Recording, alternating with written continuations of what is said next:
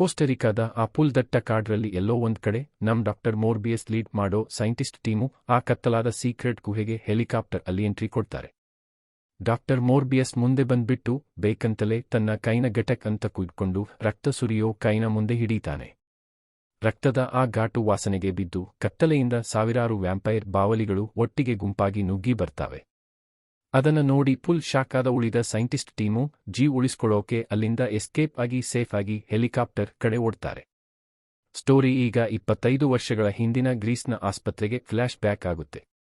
ಇಲ್ಲಿ ನಾವು ಒಬ್ಬ ಪುಟ್ಟ ಮೋರ್ಬಿಯಸ್ನ ನೋಡ್ತೀವಿ. ಅವನು ರಕ್ತದ ಕಾಯಿಲೆಯಿಂದ ಒದ್ದಾಡುತ್ತಾ ಡಾಕ್ಟರ್ ನಿಕೋಲಸ್ ಕೇರ್ ಅಲ್ಲಿ ಬೆಳಿತಿರ್ತಾನೆ. ಅದೇ ಕಾಯಿಲೆ ಇರೋ ಇನ್ನೊಬ್ಬ ಹುಡುಗ ಲೂಸಿಯನ್ ಅಂತ ಆ ಆಸ್ಪತ್ರೆಗೆ ಅಡ್ಮಿಟ್ ಆಗ್ತಾನೆ. ಆದ್ರೆ ಮೋರ್ಬಿಯಸ್ ತಕ್ಷಣ ಅವನನ್ನ ಮೈಲೋ ಅಂತ ಕರೀತಾನೆ. ಆ ಬೆಡ್ ಮೇಲೆ ಇದ್ದ ಹಳೆ ಫ್ರೆಂಡ್ ನೆನಪಲ್ಲಿ ಆ ಹೆಸರು ಇಡ್ತಾನೆ.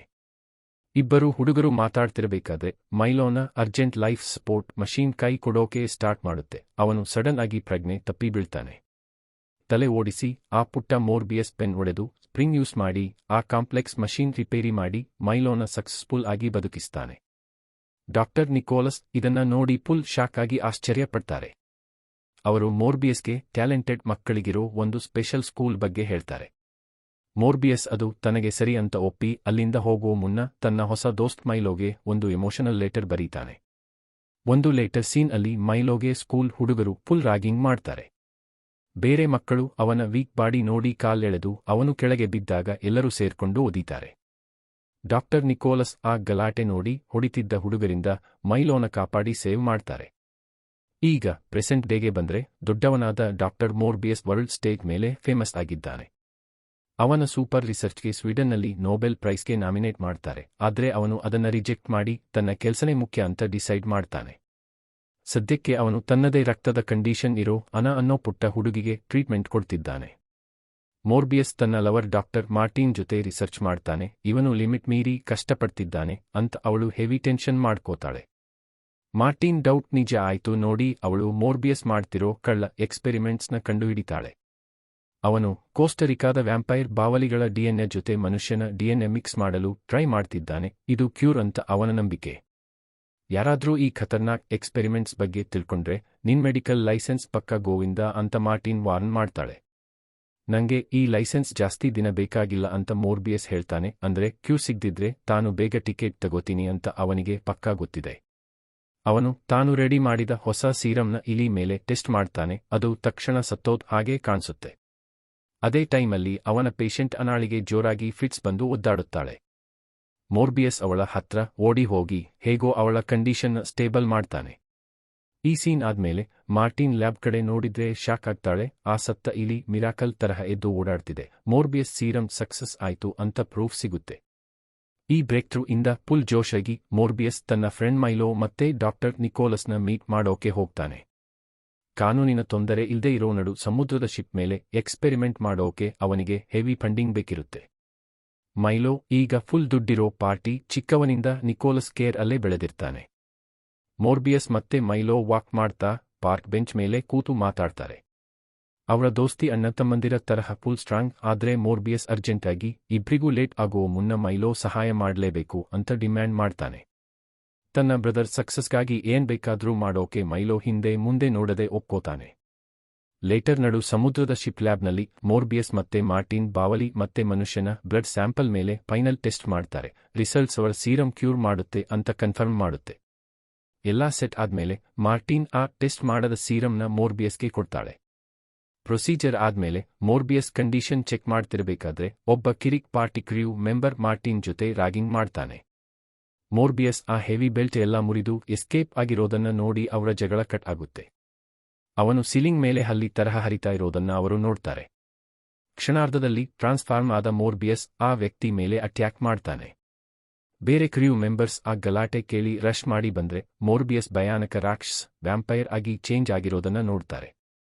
ಅವನು ಎಲ್ಲರ ಮೇಲೂ ಕ್ರೂರವಾಗಿ ಅಟ್ಯಾಕ್ ಮಾಡಿ ಹುಚ್ಚನ ತರಹ ಅವರ ರಕ್ತನ ಹೀರ್ತಾನೆ. ಈ ವೈಲೆಂಟ್ ಫೈಟ್ ಮಧ್ಯೆ ಮಾರ್ಟಿನ್ ತಲೆಗೆ ಏಟು ಬಿದ್ದು ಪ್ರಜ್ಞೆ ತಪ್ಪುತ್ತಾಳೆ. ಮೋರ್ಬಿಯಸ್ ಕತ್ತಲಲ್ಲಿ ಬೇಟೆಗಾರನ ತರಹ ಆ ಬೆದರಿದ ಕ್ರ್ಯೂ ಹುಡುಗ್ರನ್ನ ಒಬ್ಬೊಬ್ಬರಾಗಿ ಬೇಟೆಯಾಡ್ತಾನೆ. ಅವರ ಟಾರ್ಚ್ ಮತ್ತೆ ಗನ್ ಅವನ ಹೊಸ ಪವರ್ ಮುಂದೆ ಏನೂ ಅಲ್ಲ. ಅವನು ಎಲ್ಲರನ್ನ ಕೊಲ್ತಾನೆ. ಈ ರಕ್ತಪಾತ ಆದ್ಮೇಲೆ ಮೋರ್ಬಿಯಸ್ ಮನುಷ್ಯನ ರೂಪಕ್ಕೆ ಬಂದಾಗ ಸಿಸಿಟಿವಿ ಕ್ಯಾಮೆರಾದಲ್ಲಿ ತಾನೇ ಮಾಡಿದ ರಾಕ್ಷಸ ಕೆಲಸ ನೋಡಿ ಬೆಚ್ಚಿ ಬೀಳ್ತಾನೆ. ತಲೆ ಫುಲ್ ಕೆಟ್ಟು ಹೋಗಿ ಗಿಲ್ಟ್ ಇಂದ ಅವನು ಕೋಸ್ಟ್ ಗಾರ್ಡ್ಗೆ ಅರ್ಜೆಂಟ್ ಎಮರ್ಜೆನ್ಸಿ ಮೆಸೇಜ್ ಕಳಿಸ್ತಾನೆ. ಎಫ್ಬಿಐ ಏಜೆಂಟ್ಸ್ ಸೈಮನ್ ಮತ್ತೆ ರಾಡ್ರಿಗಸ್ ಈ ಮಿಸ್ಟೀರಿಯಸ್ ಕ್ರೈಮ್ ಸೀನ್ ಇನ್ವೆಸ್ಟಿಗೇಟ್ ಮಾಡೋಕೆ ಬರ್ತಾರೆ. ಅವರಿಗೆ ಅಲ್ಲಿ ಮಾರ್ಟಿನ್ ಬದುಕಿರೋದು ಸಿಗುತ್ತೆ, ಆದ್ರೆ ಕಾಲ್ ಮಾಡಿದ ಮೋರ್ಬಿಯಸ್ ಮಾತ್ರ ಎಸ್ಕೇಪ್ ಆಗಿರ್ತಾನೆ. ಈ ಇನ್ಸಿಡೆಂಟ್ ನ್ಯೂಸ್ ಮೈಲೋ ಮತ್ತೆ ಡಾಕ್ಟರ್ ನಿಕೋಲಸ್ ಇಬ್ರಿಗೂ ತಲುಪುತ್ತೆ. ಮೋರ್ಬಿಯಸ್ ಈಗ ಪೊಲೀಸ್ಗೆ ಸಿಗದೆ ಆಸ್ಪತ್ರೆಯಲ್ಲಿ ಪ್ರಜ್ಞೆ ಇಲ್ಲದ ಮಾರ್ಟಿನ್ಲನ್ನ ಸೀಕ್ರೆಟ್ ಆಗಿ ಭೇಟಿಯಾಗಿ ತಾನು ಮಾಡಿದ್ದಕ್ಕೆ ಕಣ್ಣೀರು ಹಾಕಿ ಸಾರಿ ಕೇಳ್ತಾನೆ. ನಂತರ ಅವನು ತನ್ನ ಲ್ಯಾಬಿಗೆ ಹೋಗಿ ಐಸೋಲೇಟ್ ಆಗ್ತಾನೆ. ತನ್ನ ವಿಚಿತ್ರ ಹಸಿವನ್ನ ತಡೆಯೋಕೆ ಆರ್ಟಿಫಿಷಿಯಲ್ ಬ್ಲಡ್ ಕುಡಿತಾ ತನ್ನ ಹೊಸ ಕಂಡೀಷನ್ ಅರ್ಥ ಮಾಡ್ಕೋತಾನೆ. ನಿಧಾನವಾಗಿ ಅವನು ತನ್ನ ಹೊಸ ಬಾವಲಿ ಪವರ್ಸ್ ಅಂದ್ರೆ ಶಾರ್ಪ್ ಆದ ಎಕೋಲೊಕೇಶನ್ ಸೆನ್ಸ್ನ ಕಂಟ್ರೋಲ್ ಮಾಡೋದನ್ನ ಕಲಿತಾನೆ. ತನ್ನ ಲ್ಯಾಬ್ನಲ್ಲಿರೋ ಬಾವಲಿಗಳು ಈಗ ಅವನನ್ನ ತಮ್ಮ ಲೀಡರ್ ತರಹ ನೋಡ್ತವೆ ಅಂತ ಅವನು ಗಮನಿಸ್ತಾನೆ.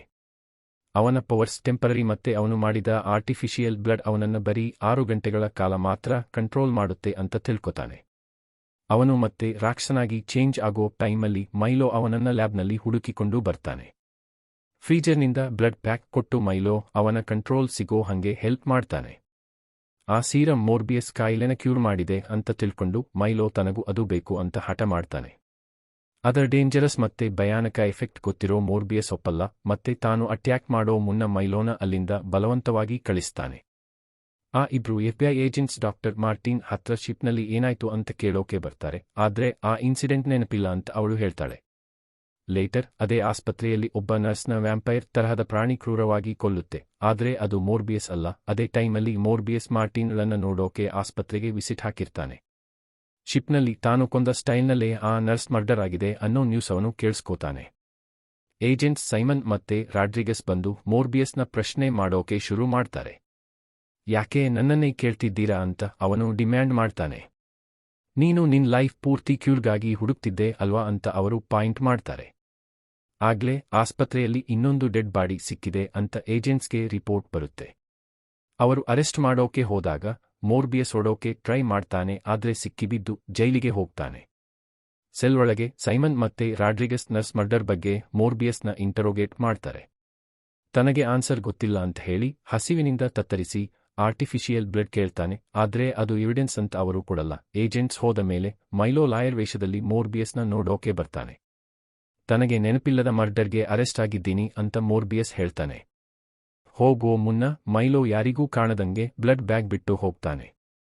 ಮೈಲೋ ತನ್ನ ವಾಕಿಂಗ್ ಸ್ಟಿಕ್ ಬಿಟ್ಟು ಹೋಗಿರೋದನ್ನ ಮೋರ್ಬಿಯಸ್ ನೋಡಿದಾಗ ಅವನಿಗೆ ಒಂದು ಭಯಾನಕ ಸತ್ಯ ತಿಳಿಯುತ್ತೆ. ಮೈಲೋ ಆ ಸೀರಂ ತಗೊಂಡಿದ್ದಾನೆ ಮತ್ತೆ ನರ್ಸ್ ಮರ್ಡರ್ ಮಾಡಿರೋದು ಅವನೇ.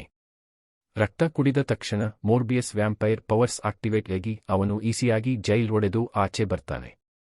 ಆಮೇಲೆ ಮೈಲೋ ವ್ಯಾಂಪೈರ್ ಆಗಿ ಚೇಂಜ್ ಆಗಿ ನ್ಯೂಸ್ ಪೇಪರ್ ಅಂಗಡಿ ಹತ್ರ ಒಬ್ಬನ್ನ ಕೊಲ್ಲೋದನ್ನ ಅವನು ನೋಡ್ತಾನೆ.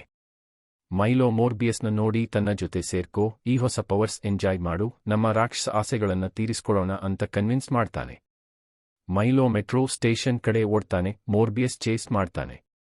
ಅವರಿಬ್ರು ಹಾರಿ ಭಯಬಿದ್ದ ಜನರ ಮುಂದೆ ವೈಲೆಂಟ್ ಆಗಿ ಕ್ರಾಶ್ ಆಗ್ತಾರೆ. ಪೊಲೀಸ್ ಬಂದು ಮೈಲೋನ ಹಿಡಿಯೋಕೆ ನೋಡ್ತಾರೆ, ಆದ್ರೆ ಅವನು ತನ್ನ ಸೂಪರ್ ಪವರ್ ಯೂಸ್ ಮಾಡಿ ಎಲ್ಲರನ್ನ ಸಾಯಿಸ್ತಾನೆ. ಮೈಲೋ ಮೋರ್ಬಿಯಸ್ನ ಹಿಡಿದು ಫೈಟ್ ಮಾಡೋಕೆ ನೋಡ್ತಾನೆ, ಆದ್ರೆ ಮೋರ್ಬಿಯಸ್ ಬಾವಲಿ ತರಹ ಹಾರಿ ಕತ್ತಲ ಟನಲ್ ಮೂಲಕ ಎಸ್ಕೇಪ್ ಆಗ್ತಾನೆ. ಮಾರ್ಟಿನ್ ಡಿಸ್ಚಾರ್ಜ್ ಆದ್ಮೇಲೆ ಮೋರ್ಬಿಯಸ್ ಅವಳನ್ನ ಭೇಟಿಯಾಗಿ ತನ್ನ ಕಂಡೀಷನ್ ಬಗ್ಗೆ ಎಲ್ಲವನ್ನ ವಿವರಿಸ್ತಾನೆ. ಮೈಲೋ ತರಹ ಮಾನ್ಸ್ಟರ್ ಆಗದ ಹಾಗೆ ರಕ್ತದ ದಾಹವನ್ನ ತಡೆಯೋಕೆ ತಾನು ಇಷ್ಟು ಫೈಟ್ ಮಾಡ್ತಿದ್ದೀನಿ ಅಂತ ಹೇಳ್ತಾನೆ.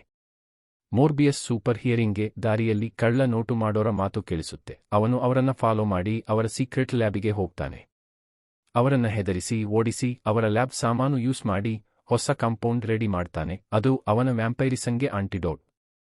ನೆಕ್ಸ್ಟ್ ಸೀನ್ ಅಲ್ಲಿ ಮೈಲೋ ತನ್ನ ಹೊಸ ಪವರ್ಸ್ ಎಂಜಾಯ್ ಮಾಡ್ತಾ ಲೈಫಲ್ಲಿ ಇಷ್ಟೊಂದು ಖುಷಿ ಯಾವತ್ತೂ ಪಟ್ಟಿರಲ್ಲ. ನೈಟ್ ಕ್ಲಬ್ಗೆ ಹೋಗಿ ಹುಡುಗಿ ಜೊತೆ ಮಾತಾಡಿ ನಂತರ ಗಲಾಟೆ ಮಾಡಿದವನ ಜೊತೆ ಕಿರಿಕ್ ಮಾಡ್ಕೋತಾನೆ. ಆ ಮನುಷ್ಯ ಮತ್ತೆ ಫ್ರೆಂಡ್ಸ್ ಅನ್ನ ಕತ್ತಲ ಸಂದಿಯಲ್ಲಿ ಫಾಲೋ ಮಾಡಿ ಎಲ್ಲರನ್ನ ಕೊಲ್ತಾನೆ. ಮಾರ್ಟಿನ್ ಮೋರ್ಬಿಯಸ್ ಹಳೆಯ ಲ್ಯಾಬಿಗೆ ಹುಡುಕಿಕೊಂಡು ಹೋದಾಗ ಅಲ್ಲಿ ಮೈಲೋ ಸಿಗ್ತಾನೆ. ಅವನು ಮೋರ್ಬಿಯಸ್ ಎಲ್ಲಿದ್ದಾನೆ ಅಂತ ಪ್ರಶ್ನೆ ಮಾಡ್ತಾನೆ, ಆದ್ರೆ ನನಗೆ ಗೊತ್ತಿಲ್ಲ ಅಂತ ಅವಳು ಹೇಳ್ತಾಳೆ. ಲೇಟರ್ ಮೋರ್ಬಿಯಸ್ ಇರೋ ಹೊಸ ಲ್ಯಾಬಿಗೆ ಮಾರ್ಟಿನ್ ಬರ್ತಾಳೆ. ಮೋರ್ಬಿಯಸ್ ಮತ್ತೆ ಮಾರ್ಟಿನ್ ಪ್ಯಾಷನೇಟ್ ಆಗಿ ಕಿಸ್ ಮಾಡ್ತಾರೆ. ದೂರದಿಂದ ಮೈಲೋ ಅವರನ್ನ ನೋಡ್ತಾನೆ. ತನ್ನ ಅಣ್ಣನಿಗೆ ನೋವು ಕೊಡೋಕೆ ಮಾರ್ಟಿನ್ ಸರಿಯಾದ ಟಾರ್ಗೆಟ್ ಅಂತ ಅವನಿಗೆ ಅರ್ಥ ಆಗುತ್ತೆ. ಮುಂದಿನ ಸೀನ್ ಅಲ್ಲಿ ಏಜೆಂಟ್ ಸೈಮನ್ ಮತ್ತೆ ರಾಡ್ರಿಗಸ್ ಕ್ಲಬ್ ಬಾಡಿಸ್ ನೋಡ್ತಾರೆ. ಸಿಸಿಟಿವಿ ಫೂಟೇಜ್ ಚೆಕ್ ಮಾಡಿದಾಗ ಮೈಲೋ ಮುಖ ಕ್ಲಿಯರ್ ಆಗಿ ಕಾಣುತ್ತೆ. ಮೋರ್ಬಿಯಸ್ ಕಿಲ್ಲರ್ ಅಲ್ಲ ಅಂತ ಫೈನಲಿ ಅವರಿಗೆ ತಿಳಿಯುತ್ತೆ. ನ್ಯೂಸ್ ರಿಪೋರ್ಟ್ ನೋಡಿದ ಡಾಕ್ಟರ್ ನಿಕೋಲಸ್ ಮೈಲೋನ ಭೇಟಿಯಾಗಿ ಬುದ್ಧಿ ಹೇಳೋಕೆ ಟ್ರೈ ಮಾಡ್ತಾರೆ. ಆದ್ರೆ ನಿಕೋಲಸ್ಗೆ ಯಾವಾಗ್ಲೂ ಮೋರ್ಬಿಯಸ್ ಅಂದ್ರೇನೆ ಇಷ್ಟ ಅಂತ ಮೈಲೋ ಕೋಪದಿಂದ ಆರ್ಗ್ಯೂ ಮಾಡ್ತಾನೆ.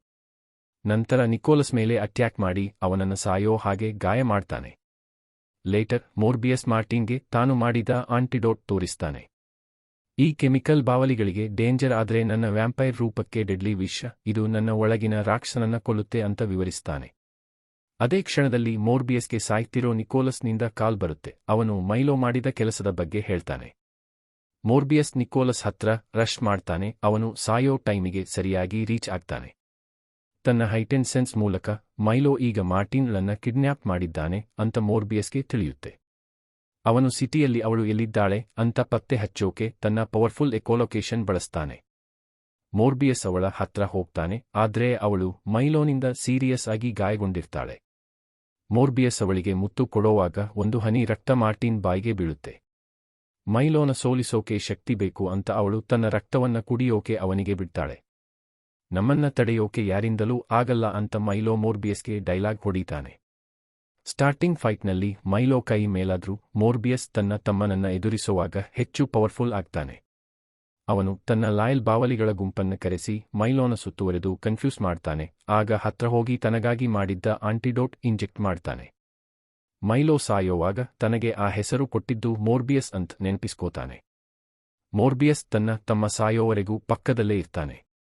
ದೂರದಲ್ಲಿ ಪೊಲೀಸ್ ಸೈರನ್ ಸೌಂಡ್ ಜೋರಾಗಿ ಕೇಳ್ತಿದ್ದಂಗೆ ಮೋರ್ಬಿಯಸ್ ರಾತ್ರಿ ಕತ್ತಲಲ್ಲಿ ಹಾರ್ಕೊಂಡು ಹೋಗ್ತಾನೆ. ಏಜೆಂಟ್ ಸೈಮನ್ ಮತ್ತೆ ರಾಡ್ರಿಗಸ್ ಆ ಸೀನ್ಗೆ ಬಂದು ಅಲ್ಲಿಂದ ಹಾರ್ತಿದ್ದ ಅಸಂಖ್ಯಾತ ಬಾವಲಿಗಳನ್ನ ನೋಡಿದಂಗಾಗ್ತಾರೆ. ಫೈನಲ್ ಮೊಮೆಂಟ್ನಲ್ಲಿ ಸತ್ತಿದ್ದಾಳೆ ಅಂದ್ಕೊಂಡಿದ್ದ ಮಾರ್ಟಿನ್ ಸಡನ್ ಆಗಿ ಎಚ್ಚರಗೊಳ್ತಾಳೆ. ಅವಳು ಕೂಡ ವ್ಯಾಂಪೈರ್ ಆಗಿ ಟ್ರಾನ್ಸ್ಫಾರ್ಮ್ ಆಗಿದ್ದಾಳೆ. Please like and subscribe.